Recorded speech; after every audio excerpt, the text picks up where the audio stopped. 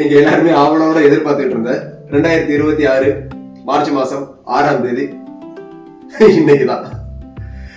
அது என்னவோ இந்த மார்ச் மாசம் 6ஆம் தேதி வருதுன்ன உடனேயே நிறைய பக்தர்களுக்கு எல்லாமே இல்ல. ஏன்னா இன்னைக்கு சனி பயிற்சியை கண்டு பயந்து போய் இருக்கிறாங்களா? எதுக்காக சனி பயிற்சியை கண்டு பயப்படணும்?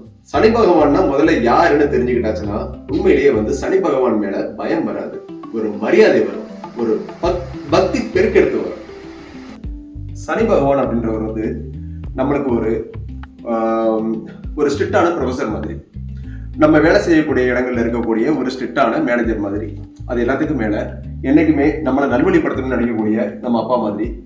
அவருடைய ஆசீர்வாதம் இருந்தது அப்படின்னாச்சுன்னா என்னைக்குமே நம்மளுடைய வாழ்க்கை சுபிக்ஷமா இருக்கும் அப்படின்றதுல எந்த ஒரு மாற்று கருத்துமே கிடையாது.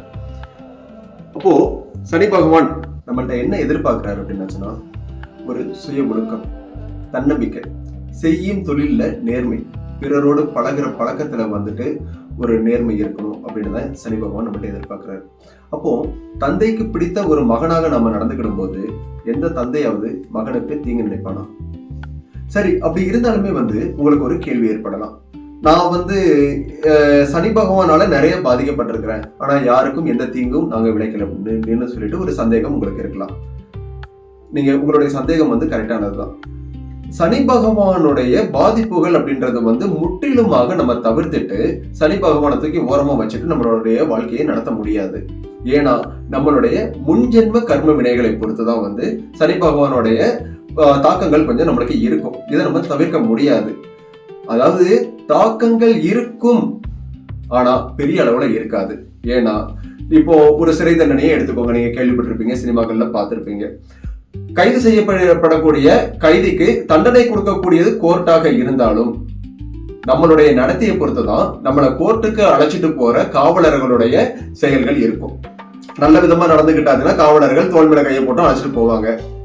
அதுவே மோசமா நடந்துகிட்ட சமயங்கள்ல காவலர்கள் அவங்களுடைய பாணியில நம்மளை அடிச்சு இழுத்துட்டு போவாங்க. அப்போ அழைச்சிட்டு போகிறவர் தான் யாருன்னாச்சுன்னா சனி பகவான். அவர் நம்மளை எந்த அளவுக்கு நம்மளுடைய கர்ம வினைகளை தாண்டி நம்மளுடைய சொர்க்க வாசலுக்கு நம்மளை அழைச்சிட்டு போறாரு, எப்படி அவரு நம்மளை எந்த விதத்துல நடத்துறாருன்றது நம்மளுடைய கர்ம வினைகள் பாவ புண்ணிய காரியங்களை பொறுத்துதான் மாறுபடுது. சரி, இப்போ சனி பகவானுடைய கோபத்துக்கு ஆளாகாம நம்ம அவருக்கு ஒரு நல்ல பிள்ளையா நடந்துக்கணும் அப்படின்னாச்சுன்னா முதலாவது நம்ம செய்ய வேண்டியது நம்மளுடைய உடலை பேணி காப்பது. நம்மளுடைய உடலுக்கு தீங்கு செய்து கொள்வது சனி பகவானுக்கு சுத்தமா பிடிக்காத ஒரு விஷயம்.